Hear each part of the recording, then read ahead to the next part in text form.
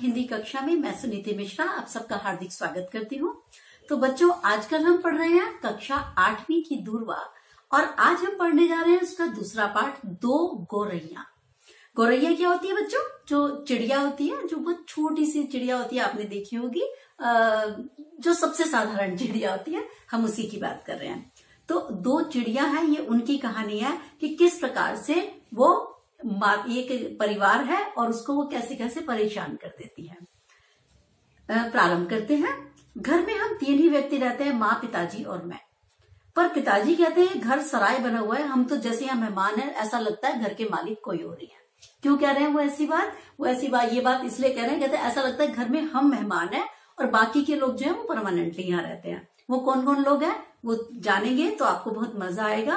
वो कह रहे हैं देखो, पक्षी, बिल्ली, चूहे और चिड़िया, ये चमगादड़, ये सब मेरे घर के परमानेंट मेंबर है।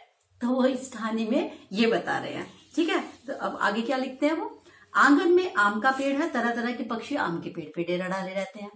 जो भी पक्षी पहाड़ियों घाटियों पर से उड़ता हुआ दिल्ली पहुंचता है, पिताजी कहते हैं देखो अब ये सीधा हमारे घर आएगा। हमारे घर का पता ऐसे लेके हमारे घर ऐसे आ जाते हैं पक्षी, जैसे पता लिखवा के उन्होंने भेजा हो कि जाओ इनके घर जाकर बैठ जाओ। कभी तोते, कौवे, गौरैया सब आ जाती हैं, कान के पते इतना शोर मचाती हैं कि कान के पर्दे फट जाए। लेकिन सब लोग कहते हैं देखो कितने मधुर स्वर में पक्षी गा रहे हैं, लेकिन पिताजी को बुरा लगता है। घर के अंदर भी यही हाल है। बीसियों तो चूहे बसते हैं, रात भर एक कमरे से दूसरे कमरे में भागते रहते हैं, धमा चौकड़ी मची रहती है। तो ये कह रहे हैं हम लोग ठीक से सो भी नहीं पाते, कभी कोई डिब्बा गिरा देता है, कभी प्याला टूट जाता है। और एक चूहा तो ऐसा है जो अंगीठी के पास बैठा रहता है। तो कह रहा है लग रहा है ये ना कुछ थोड़ा बूढ़ा चूहा है, इसको नींद मतलब इसको सर्दी बहुत लगती है, तो इसलिए जब उसको लगता है अंगीठी बुझ गई, थोड़ी गरम गरम आंच है, वो उस आंच के पास बैठा रहता है। एक दूसरा चूहा है, उसे बाथरूम की टंकी पे चढ़ना पसंद है, उसे शायद गर्मी ज्यादा लगती हो। तो कह रहे हैं कोई ना कोई जानवर, पशु पक्षी ये हमें ऐसे तंग करते रहते हैं। बिल्ली है, हमारे घर में नहीं रहती, पर उसे हमारे घर में मजा बड़ा आता है। आएगी, झांकेगी, ताकेगी और फिर चली जाएगी। कभी मन आया तो अंदर आके दूध भी पी जाती है और ऐसा लगता है जैसे फिर कह गई हो कि मैं फिर आ जाऊंगी, कोई बात नहीं। शायद शाम पड़ते ही 2-3 चमगादड़, ऐसा लगता है कसरत कर रहे हैं। कबूतर भी हैं, गुटर गू करते रहते हैं। तो कह रहे हैं ये मेरा घर कम, चिड़ियाघर ज्यादा बना रहता है। छिपकलियां, चींटी, बर्रे होते हैं, जो ततैया था बहुत जोर से डंक मार देता है, तो कह रहा है वो भी है। मतलब चींटियों की तो पूरी छावनी, जैसे फौज की छावनी होती है ना, मतलब पूरा डेरा डाले रहते हैं। तो कहता है ये मेरा घर नहीं है, पूरा ये अजायब घर है। अब एक दिन क्या हुआ कि 2 गौरैया आई, सीधी कमरे में घुस गई और मकान को देखने लगी। पिताजी कहने लगे ये देखो, ये मकान का निरीक्षण कर रही है, पसंद करने वाली है ये। फिर कभी रोशनदान पे बैठती, कभी खिड़की पे, फिर जैसे आई वैसे उड़ गई। 2 दिन बाद क्या देखते हैं कि बैठक की छत में लगे पंखे के गोले में उन्होंने अपनी बिछावन बिछा ली है। पंखा देखा, पंखा होता है राउंड, है ना, ऊपर जो, उसके गोले में चिड़िया या कबूतर बहुत अंडे दे देते हैं और ये बड़ी मतलब बेसिक सी समस्या रहती है। अब उन्होंने अपना सामान भी ले आई है, मजे से दोनों बैठी गाना गा रही हैं, यानी उन्हें घर पसंद आ गया। माँ और पिताजी दोनों सोफे पर बैठे उनकी ओर देख रहे थे। माँ सिर हिलाकर बोली अब ये नहीं उड़ेंगी, इन्हें पहले उड़ा देते तो उड़ जाती, अब इन्होंने घोंसला बना लिया, मतलब अब नहीं मानेंगी ये। इस पर पिताजी को गुस्सा आ गया। वो उठ के खड़े हो गए, बोले देखूं कैसे रुकती हैं ये, अभी बाहर निकालता हूं। तो मम्मी ने उसकी हंस के कहा कि अरे जाओ, अब चूहों को तो निकाल नहीं पाए, अब चिड़ियों को क्या निकालोगे। और पिताजी को अगर कोई ऐसे बोल दे तो उनको बड़ा गुस्सा आ जाता है, तो उन्होंने करके उनको निकालने लगे। गौरैया ने क्या किया, सिर निकाल के देखा अच्छा ये है, चलो कोई बात नहीं। उठा के दोनों साथ साथ चींची करी, उनको कोई ज्यादा फर्क नहीं पड़ा। अब माँ को हंसी आ गई, पिताजी को और गुस्सा आ गया। माँ को पता नहीं क्यों इतना मजाक सूझता रहता है, हंसकर बोली अरे ये चिड़िया एक दूसरे आदमी से पूछ रही है ये आदमी कौन है, ये क्यों नाच रहा है। अब पिताजी को और भी गुस्सा आ गया, वो पहले से भी ज्यादा ऊंचा कूदने लगे। गौरैया घोंसले में से निकलकर दूसरे पंखे के डंडे पे, पंखे की पंखड़ी पे जाके बैठ गई। अब उन्हें पिताजी के नाचने में लग रहा था जैसे बहुत मजा आ रहा हो। अब माँ ने कहा देखो मुझे लगता है इन्होंने अंडे दे दिए होंगे, ये नहीं निकलेंगी। पिताजी लाठी उठा लाए, बोले निकलेंगी कैसे नहीं। अब उन्होंने उनको काफी देर तक लाठी फटकारी। अरे इतनी तकलीफ की क्या जरूरत थी, पंखा चला देते तो ये उड़ जाती। अब वो पंखा क्यों नहीं चला रहे, शायद उनको, वो भी इतने भी क्रूर थोड़ी है, पंखा चलाने से कई बार क्या होता है चिड़ियों के पंख कट जाते हैं, तो पंखा भी नहीं चला रहे। माँ फिर हंस दी, बोले अरे भाई तुम बड़े समझदार हो, सभी दरवाजे खुले हैं, ऐसा करो अगर तुमने गोरैयों को सच में बाहर निकालना है तो एक दरवाजा खुला छोड़ो, बाकी के बंद कर दो। पिताजी ने झिड़क कर कहा, तू क्या खड़ा क्या देख रहा है, जा दोनों दरवाजे बंद कर दे। मैंने भागकर दोनों दरवाजे बंद कर दिए, केवल किचन वाला दरवाजा खुला रहा। पिताजी ने लाठी उठाई और झूलती हुई लाठी, ये समझो कि माँ के सिर में लग जाती, बड़ी मुश्किल से बच पाई। अब किचन के दरवाजे से वो चिड़िया बाहर निकल गई। माँ तालियां बजाने लगी। अब उन्होंने, पिताजी ने हुक्म दिया, देखो आज दरवाजे बंद रखो, एक दिन अंदर नहीं घुसेंगी तो घर छोड़ देंगी। पंखे के ऊपर से ची ची का स्वर सुनाई दिया। सिर उठाकर ऊपर देखा, दोनों गोरैया तो फिर से अपने घोंसले में मौजूद थी। दरवाजे के नीचे से आ गई। माँ बोली, मैंने दरवाजे के नीचे देखा, सचमुच दरवाजों के नीचे थोड़ी सी खाली जगह है।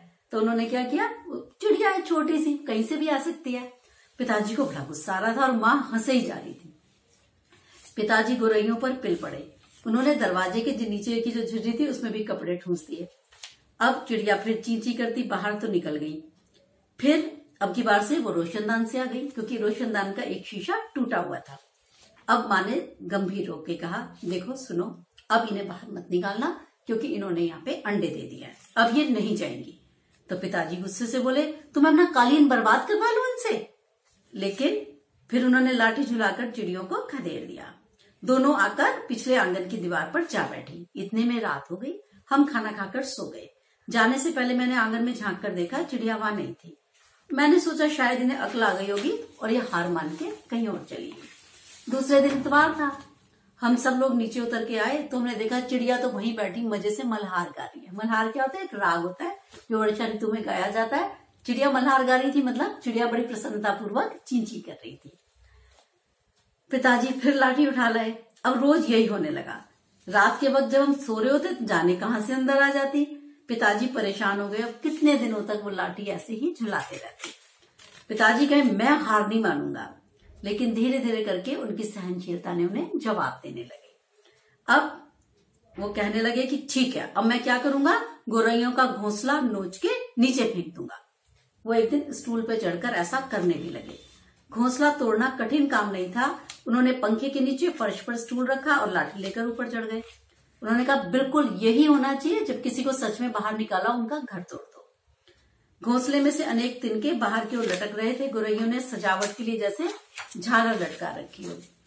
पिताजी ने लाठी का सिरा सूखी घास के तिनकों पर जमाया और दाईं ओर से खींचा। तिनके घोंसले से अलग हो गए, फड़फड़ाते हुए नीचे उतरने लगे। चलो 2 तिनके तो निकल गए, अब 2000 बाकी के निकल जाएंगे। माँ ने फिर चिढ़ा दिया पिताजी को।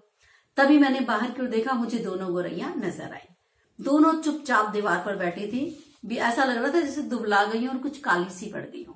अब वो चहक भी नहीं रही थी, अब वो डर गई। पिताजी लाठी का सिरा घास के तिनकों पर रखे वहीं रखे घुमाने लगे। अब लंबे लंबे तिनके जब लाठी के साथ लिपटते गए तो घोंसला लाठी के इर्द गिर्द खींचने लगा। खींच खांच कर लाठी के सिरे के इर्द गिर्द लपेटा। तभी धागे और थिगलियां लाठी के सिरे पर लिपटने लगी और आवाज आने लगी, ची ची ची ची। पिताजी के हाथ छिटक गए। अरे क्या चिड़िया फिर वापस आ गई? मैंने झट से बाहर की ओर देखा, नहीं, दोनों चिड़िया तो बाहर दीवार पे गुमसुम बैठी हैं। ची ची फिर ऊपर से आवाज आई। मैंने ऊपर देखा, पंखे के गोले के ऊपर नन्ही नन्ही सी छोटी चिड़िया, उनके बच्चे सिर निकाल के ची ची कर रहे हैं और नीचे की ओर देख रहे हैं और डर रहे हैं कि हम गिर जाएंगे। अभी भी पिताजी के हाथ में लाठी थी, उस पर लिपटा हुआ घोंसले का बहुत सारा हिस्सा था। नन्ही नन्ही 2 चिड़िया झांके जा रही थी। ऐसा लग रहा था मानो अपना परिचय दे रही थी कि हम आ गए हैं, हमारे माँ बाप कहाँ हैं। जो ये बच्चा है ये बड़ा हैरानी से उनकी ओर देखने लगा। फिर इसने देखा पिताजी स्टूल पर से नीचे उतर गए। तिनकों में से उन्होंने लाठी निकाली, लाठी को एक को रख दिया, चुपचाप आके कुर्सी पर बैठ गए। इस बीच माँ कुर्सी से उठी, उन्होंने सभी दरवाजे खोल दिए। चिड़िया अभी भी हाफ हाफ कर चिल्लाए जा रही थी और अपने माँ बाप को बुला रही थी। उनके माँ बाप झटपट उड़कर अंदर आए, चींची करते उनसे जा मिले और नन्ही नन्ही चोचों में उनको चोंच में भर के खिलाते ना, चुग्गा मतलब दाना, अपने बच्चों को खिलाने लगे। माँ, पिताजी और मैं उनकी ओर देखते रहे। कमरे में फिर से शोर होने लगा, पर अब की बार पिताजी उनको देख देख कर मुस्कुरा रहे थे। और कहानी के राइटर कौन है? भीष्म साहनी, जो कि बहुत ही उम्दा कहानियां लिखते हैं, बहुत अच्छी कहानियां लिखते हैं। तो ये क्या हुआ कि जो पिताजी थे वो भी कोई मन से क्रूर तो थे नहीं, वो चिड़ियों को भगाना तो चाहते थे, पर इस कीमत पे भगाना नहीं चाहते थे कि जो चिड़िया के बच्चे हैं वो उनको किसी भी प्रकार का नुकसान हो। तो उन्होंने क्या किया, उन्होंने जैसे ही देखा कि चिड़िया के तो छोटे छोटे बच्चे, चिड़िया के जो बच्चे हैं वो आ गए हैं, तो फिर उन्होंने चिड़िया के बच्चों को बचाने के लिए अपनी लाठी एक तरफ रख दी और उन चिड़िया के बच्चों को बचाकर वापस आके बैठ गए। उन्होंने कहा नहीं, मुझे इतनी नफरत इन चिड़िया के बच्चों से नहीं है, मुझे ऐसा घर साफ नहीं रखना जिसमें मैं किसी का परिवार ही उजाड़ दूं। ठीक है, तो ये था हमारा आज का पाठ। मैं इसके थोड़े से शब्दार्थ आपको बता दूं। सराय, सराय क्या होती है? यात्रियों के रुकने के लिए कुछ देर ठहरने की जगह। डेरा, पड़ाव। धमा चौकड़ी, उछल कूद। छावनी, जहां सेना या पुलिस रहती है।